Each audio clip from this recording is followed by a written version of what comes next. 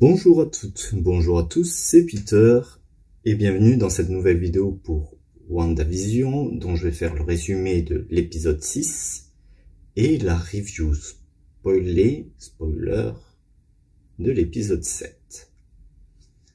Je suis un peu gêné, un peu embêté parce que cet épisode 7 me laisse un peu perplexe et je commence à perdre patience. Voilà. Mais on va en parler après. Commençons d'abord par un résumé de l'épisode 6. La fin de l'épisode 5 avait été marquée par l'arrivée de Pietro Maximoff dans la série, pas celui du MCU, celui interprété par Evan Peters des films X-Men. L'épisode 6 adopte un style 90 et fait hommage à la série Malcolm. D'ailleurs, Billy s'adresse comme Malcolm à la caméra durant une certaine partie de l'épisode. Nous sommes le jour d'Halloween et la petite famille de Wanda en profite pour mettre les costumes qui lui sont réservés dans les comics. Vision continue à s'émanciper de Wanda et lui dit qu'il va faire des rondes pour veiller sur Westview tel un vrai héros. Wanda se retrouve donc seule avec Pietro et les enfants qui vont semer le bazar dans toute la ville lors de leur collecte de bonbons. Pietro est étrangement lucide sur les troubles psychologiques de sa sœur et qualifie Westview de Shangri-La qui est connue pour être une cité mystique de la mythologie bouddhiste. Est-ce que ça veut dire que Westview est une ville magique? Peut-être bien. Durant l'épisode, les jumeaux commencent à manifester leur pouvoir, ce qui sera très utile pour Vision à la fin de l'épisode. Du côté du Sword, le directeur vire le trio Monica, Wu, Darcy, car ils font preuve d'insubordination et le directeur Tyler trouve que Monica est beaucoup trop proche des super-héros. Ils vont alors se rebeller et pirater le réseau du Sword pour découvrir le véritable but de Tyler,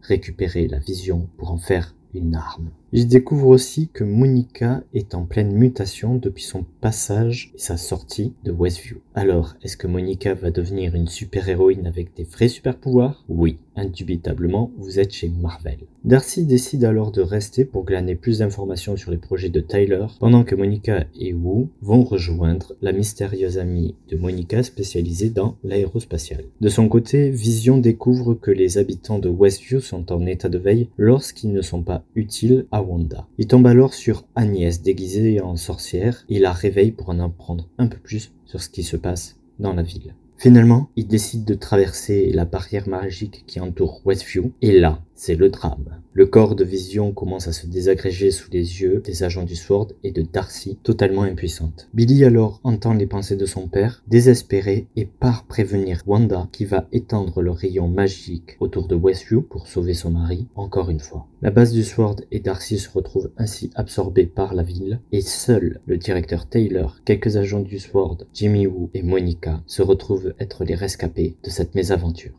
Bon. Parlons donc du coup de l'épisode 7. Je vais essayer de spoiler le moins possible, mais ça va être difficile puisqu'on se rapproche peu à peu de la fin et que cet épisode est un épisode de révélation. Je suis un peu salé. Ouais, je suis un peu salé, faut être honnête. Parce que ces révélations sont en fait un amas d'évidence. Je m'en veux un peu de ne pas les avoir vus. Je pensais que la série serait plus complexe que ça. Il y a une chose sur laquelle là c'est ma faute. C'est l'interprétation des codes couleurs des comics. Notamment un personnage qui est en violet ou mauve, comme disent nos amis parisiens. Cette couleur... j'ai fait des vidéos sur la mythologie et les symboles des comics, qui s'appelle Tales of Comics, que vous retrouverez sur cette chaîne. Le code couleur des comics désigne le violet, le mauve, comme étant la couleur des villains, les traîtres, pas les méchants, pas les vilains, les villains, les traîtres, ceux qui foutent le bordel, ceux qui sont là pour semer le trouble, le doute, la manipulation, tout ça, tout ça. Et c'était tellement évident que je ne voulais pas y croire. J'ai oublié que la série était scénarisée et produite par Disney. Voilà, voilà. Bon, alors, qu'est-ce qui se passe dans l'épisode 7? Vous avez écouté le résumé de l'épisode 6. Donc vous savez qu'à la fin de l'épisode 6, Wanda étend le rayon de son champ X, du champ dimensionnel, du champ magique, pardon, qui entoure Westview, et a absorbé au passage la base du Sword, Darcy, et les a transformés en personnages de cirque. J'aime pas le cirque, ça aide pas à aimer l'épisode. J'aime pas les clowns. Là aussi, vous trouverez une vidéo sur ça sur ma chaîne. Elle s'en veut, elle culpabilise en fait d'avoir semé le chaos, d'avoir mis le bordel dans la vie durant le jour d'Halloween. En fait, elle est complètement confuse. D'ailleurs, elle fait une sorte de thérapie face caméra. On ne sait pas trop au début à qui elle s'adresse pour exorciser cette culpabilité, mais aussi ses pouvoirs qui partent complètement en vrille. Elle perd le contrôle finalement sur son environnement. On voit que son habitat subit des transformations et qu'elle a du mal à les gérer. Elle était déjà en dépression, mais là ça s'aggrave parce qu'elle l'abandonne complètement, elle délaisse complètement ses enfants, les jumeaux, qui vont finir dans les bras, et qui vont finir chez Agnès, dans les bras de Agnès, qui va tenter de les réconforter ou les rassurer. Elle reste squattée chez elle, elle se met en auto-quarantaine, et elle déprime en bouffant des céréales devant la télé. Voilà. Du côté du directeur, alors ce directeur Tyler et quelques agents du Sword qui ont survécu à ce changement, ben, ils se rassemblent et ils se préparent à un assaut. Voilà, tout ce qui se passe. C'est tout ce qui se passe pour eux. Voilà. Vision se réveille donc au milieu du cirque, puisqu'il était à côté du Sword quand le champ était étendu. Et il trouve Darcy qui joue les femmes enchaînées, on appelle ça les maîtres de l'évasion, vous savez, comme Houdini. Elle est attachée, ce qui est marrant parce qu'en fait, la veille, elle était menottée à une Jeep. Et bon, rapidement, en fait, il va la désenvoûter, la réveiller grâce à son nouveau pouvoir. Ça aussi, j'en ai déjà parlé plusieurs fois, donc je vais pas m'étendre là-dessus. Ensemble, ils vont essayer de rejoindre Westview grâce à une camionnette du cirque. Pas Westview, mais puisqu'ils sont dans Westview, mais la baraque de Vision et Wanda. Tout au long du trajet, ils vont être ralentis. Il y a un petit syndrome Star Wars 8 qui est assez agaçant. Tout au long de leur chemin sur la route, ils vont être ralentis par les travaux des mecs de la RATP ou je sais pas quoi, les enfants qui traversent, enfin voilà. Et d'ailleurs Darcy, qui est le personnage qui représente les téléspectateurs, dit mais are you killing to me, qui peut se traduire par tu te fous de moi ou vous vous foutez de moi, vous vous moquez de moi, c'est pas possible. Voilà, sentiment que je partage. Et donc ils avancent pas en fait. Pendant cette non-avancée sur le chemin du retour, Darcy en profite pour faire un résumé des épisodes précédents à Vision, sur quelle a été sa vie, celle de Wanda. Elle lui parle de Thanos, elle parle d'Ultron, de sa mort, de la pierre. Je crois qu'elle invoque pas trop la pierre de l'infini. Elle lui explique pas le concept de pierre d'infini, alors que bon, c'est un peu au cœur du problème. Mais grosso modo, elle lui fait un résumé de ce dont elle se souvient pas et ce qui s'est passé dans Age of Ultron et les autres films Avengers, Infinity War et Endgame. Au terme de la discussion, Vision est un peu paumé et il est vraiment désappointé et il dit mais c'était quoi ma vie en fait avant, c'est un enchaînement de désastres tout comme Wanda, voilà. Et elle dit écoute, tout ce que je sais c'est que ça fait une semaine que je vous regarde à la télé et que votre histoire d'amour est sincère.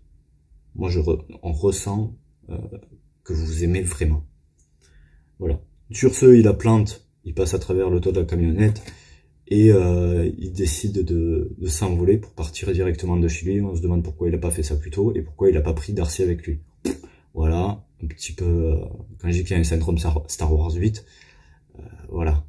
Le personnage qui évolue le plus dans cet épisode, et j'ai même envie de dire dans cette série, finalement c'est Monica Donc Monica et Jimmy ont réussi à fuir Westview pour rejoindre l'ami spécialiste en aérospatial de Monica.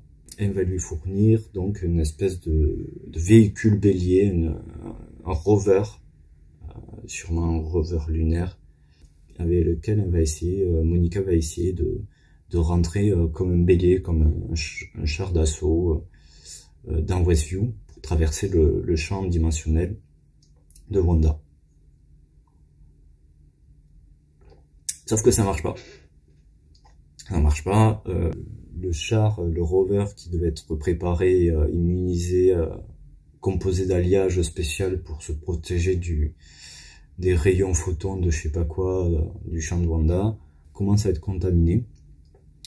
Le champ de force retourne le véhicule.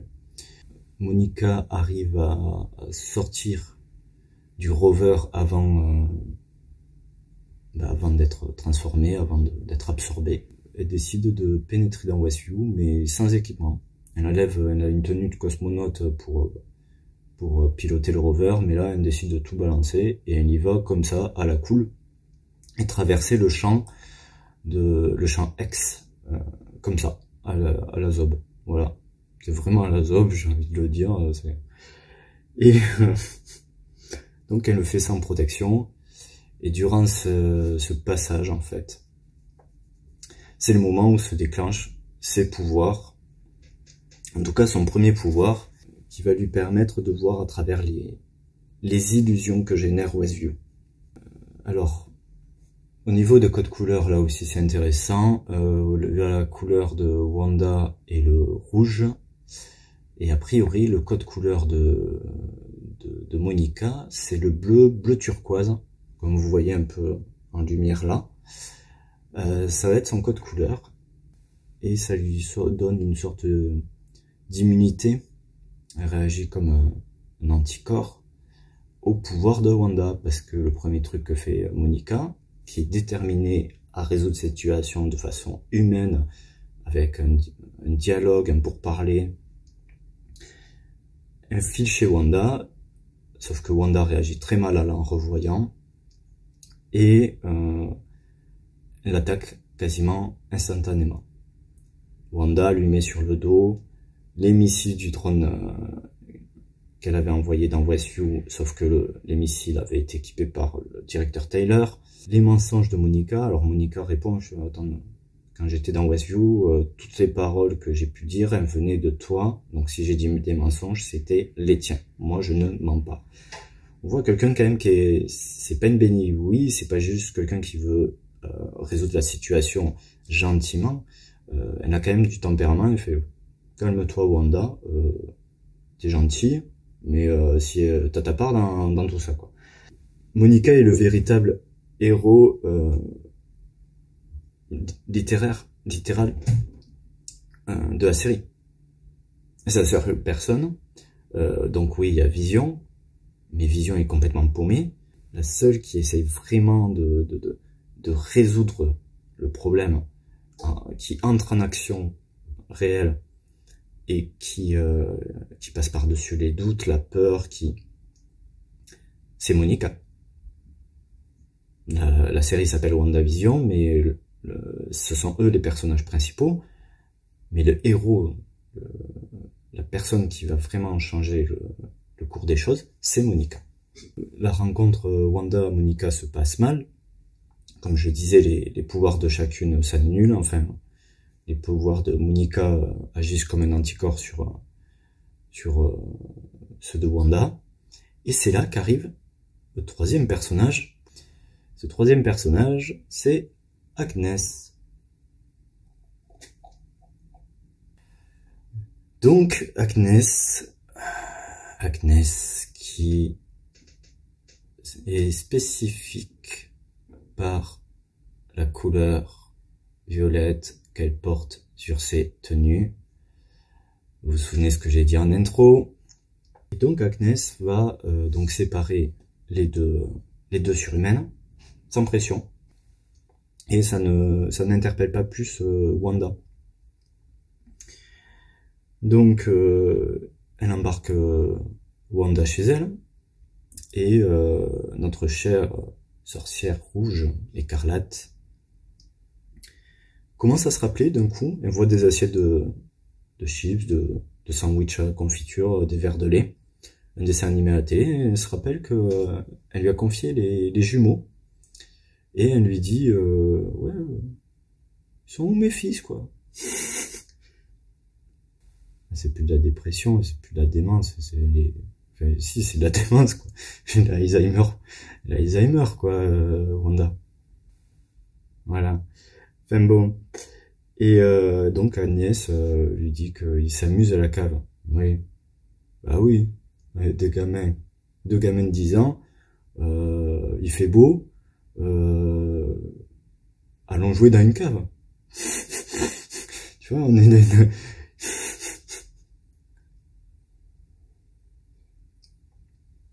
On pourrait faire du vélo, jouer à la balle dehors et tout. Non, non. Bon, ben, Wanda tique pas plus que ça. Elle va à la cave pour retrouver ses gosses. Y a pas de... Eux qui sont si bruyants, t'as pas un bruit dans la baraque. Ces enfants de 10 ans, ça rit, ça crie, ça se dispute. Oui, ça fait du bruit. On a tous eu 10 ans un jour. Qu'on ne sait pas. On me cassait les couilles avec la propagande anti-enfant. Bon, donc, bah ouais, sans pression, elle va visiter la cave chez Agnès pour retrouver ses fils. Bon, il y a des racines d'arbres qui couvrent les murs, des colonnes antiques et des runes, des armoires qui brillent avec des items dedans. Bon, elle est toujours pas sur la défensive, Wanda. Alors bon, quand il s'agit de tabasser des gens d'une organisation gouvernementale, ouais, ça va, elle s'énerve direct. Là, il y a une ambiance ultra space qui pue la sorcellerie à 3 km. Non, ça va. Ça va. Ils sont où, mes enfants? Voilà. Bon, elle n'est pas du tout sur la défensive. Et là, ben, c'est le drame, c'est le moment de la révélation. La porte de la cave se ferme, tel un vieux conte de fées ou de sorcières mal branlé. Agnès arrive avec les cheveux complètement pétés alors qu'elle avait une coiffure nickel 2 minutes avant. Et avec son petit lapin, oui, c'était moi. On dirait le docteur Matt dans Inspecteur Gadget, qui caresse tout le temps son chat. Oui, en fait, c'était moi le méchant. Tu vois, va te faire un cul.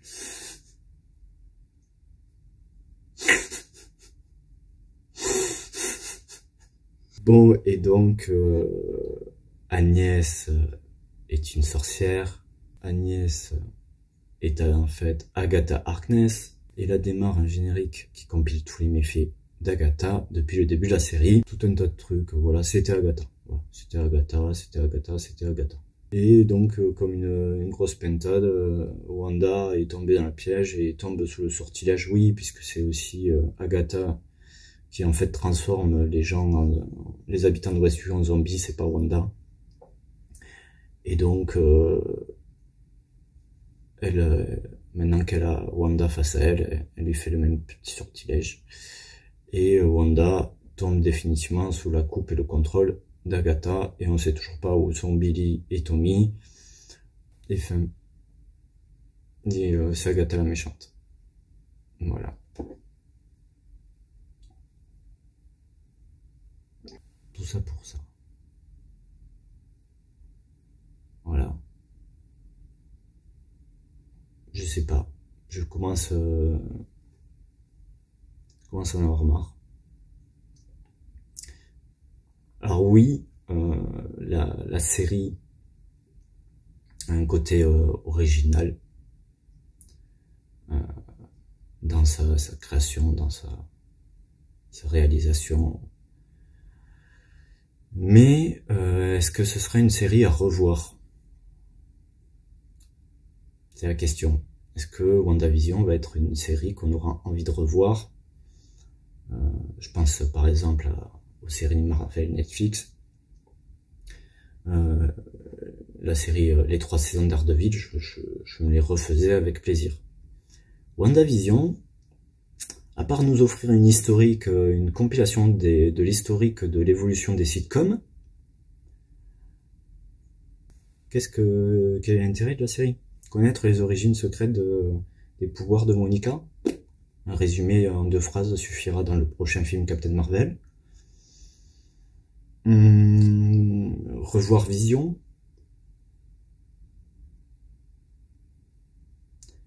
Je sais pas. Non, vraiment, si on enlève, ouais, c'est ça, si on enlève le côté compilation historique de l'évolution des sitcoms, moi je suis pas un fan de sitcoms, donc ça me... C'est pas un format auquel je suis addict, donc je m'en tape un peu en fait. Voilà. À voir, peut-être que les 2 derniers... La série est supposée faire à peu près 6 heures de tournage, de visionnage. Peut-être que les 2 derniers épisodes dureront chacun 1 heure et ça va être un enchaînement de révélations et de scènes dantesques. On sait pas. Voilà. Donc, je vais finir. Je vais la finir cette série. Est-ce que 2 épisodes? Est-ce que je vais signer pour toutes les autres séries Marvel Disney+? Je suis pas sûr. Bon, je sais pas, c'est peut-être moi, je suis peut-être un vieux con. Dites-moi ce que vous en pensez. Et oui, on va re-signer, on va attendre 1 semaine pour avoir un épisode de 22 minutes. J'espère qu'ils vont vraiment durer plus longtemps, les 2 derniers épisodes, parce que là, ça commence à me gonfler. C'est peut-être la diffusion aussi, le rythme de diffusion m'agace. Une fois qu'on enlève le générique de fin, les 7, 8, 10 minutes de générique de fin, ce sont des épisodes de 20 minutes. Attendre 1 semaine pour un épisode de 20 minutes, c'est pas mon truc. Je sais pas. Je perds patience. Voilà. Dites-moi ce que vous en pensez dans l'espace commentaire. Pensez à partager les vidéos, mettre un pouce bleu, à vous abonner si c'est pas déjà fait. Et puis moi je vous dis à la semaine prochaine pour la review de l'épisode 8 de WandaVision. Ciao.